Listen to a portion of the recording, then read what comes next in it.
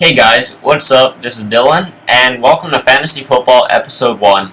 Today, I'm just going to show you my team, as the Premier League hasn't started and won't start until August 8th, so there might be around a 2-week break in between episodes, but without any further ado, let's get on with the team. In goals, I decided to choose Petr Cech from Arsenal, especially playing West Ham United in the first game. Hopefully he can get a clean sheet for them and get me some points. And I definitely think it's a solid signing for Arsenal. Hopefully we'll add some assurance and be one of their better goalkeepers since Jens Lehmann left. So yeah, starting off in my defense, we have Cesar Azpilicueta from Chelsea, who obviously is a very solid defender and was a key figure in Chelsea's road to Premier League glory last season.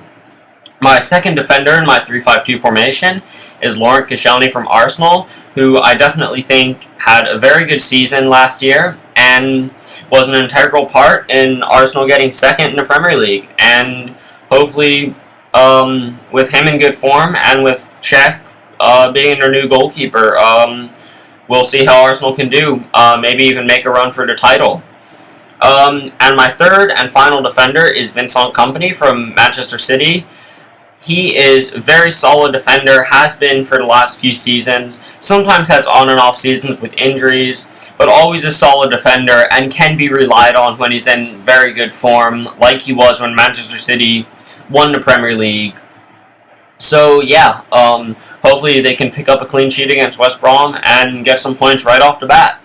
Starting off in my five-man midfield, we have Yannick Bolasie from Crystal Palace, who is a very solid and skillful player to watch. Definitely was a bright part in Crystal Palace's Premier League season last year, and hopefully he can have another good season, and I'll definitely enjoy watching him with his flashy skills, and yeah. So my second person in midfield is Eden Hazard from Chelsea, who obviously is the best player in the Premier League, in my opinion at least, and in other people's opinions as well, with him winning PFA Player of the Year. And he's also nominated in the top 10 shortlist for the UEFA European Player of the Year, so hopefully he can get in the top 3 and show people that the Premier League is definitely up there in the best leagues in the world. And my third midfielder is Memphis Depay, who's a new signing from Manchester United from PSV Eindhoven. Definitely very good and talented young player, was a breakout star at the World Cup, and definitely played good for PSV in their run to Eredivisie glory, ending Ajax's run of, I think, about 3 titles in a row. So yeah. Another new signing for Manchester United is Bastian Schweinsteiger, who I think is definitely one of the transfer coups of the summer. Very solid player. Experience, obviously coming off World Cup glory with Germany, is definitely going to be a good player to watch, and newly being captain of Germany last year after winning the World Cup. So yeah, I'm excited to see how he does. And my fifth and final midfielder is Steve Sidwell from Stoke. He is in there partly because he's a Stoke player and partly because I ran out of money buying the 2 forwards that I will talk to you about in a second.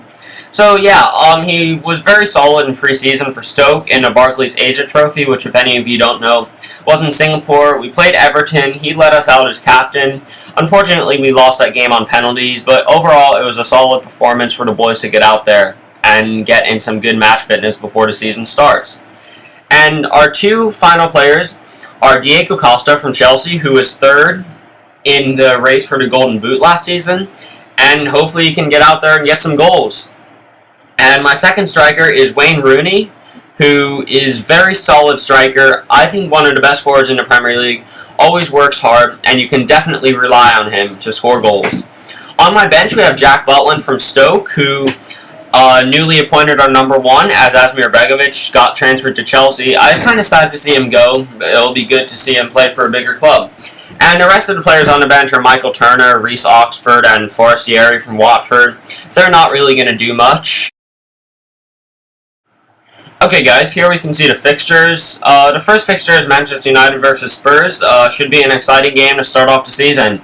Second game, Bournemouth-Aston Villa. Bournemouth being newly promoted. Hopefully they can get a win in the first day and maybe assert themselves as a Premier League club. The third fixture we have is Everton-Watford. Again, Watford, a newly promoted club. I think definitely would be exciting to watch. They have a lot of quality players, and we'll see if they can get out there and get a win against Everton, who are coming off the back of a not-so-good season last year. And yeah, should be a decent game. I think, personally, the most boring game of the day is going to be Leicester-Sunderland. Leicester made a dramatic escape towards the end of the season, and Sunderland weren't exactly doing great. They did sign Jermaine Defoe, so hopefully he can get out there and get a couple goals for them. And yeah, fifth game actually is Norwich versus Crystal Palace. Norwich, newly promoted, good team. Crystal Palace, obviously with Balassi and Zaha, should be a so-so game. And Chelsea, league champions, facing off against Swansea in the first game. Should be a good game for them. Hopefully they can get out there with a win on the first day of the season and assert themselves as Premier League title contenders again. Arsenal versus West Ham should be an easy win for Arsenal. Nothing much really to talk about in that game. Newcastle-Southampton. Newcastle having a so-so season. Southampton coming out there and getting Europa League. Definitely exciting to watch. And Stoke versus Liverpool, which is the game I'm going to try to watch. Being a Stoke City supporter, hopefully we can get out there and beat them again. It's not likely to be 6-1, but we can always dream. And the last game is West Brom versus Man City. Should be an easy win for Manchester City. West Brom don't really have any exciting players. Saido Berahino is really their only bright spot. I can't really think of anyone else who's really going to make a huge impact for them. But anyway, guys, thank you for watching, and leave a like and favorite and subscribe. Peace.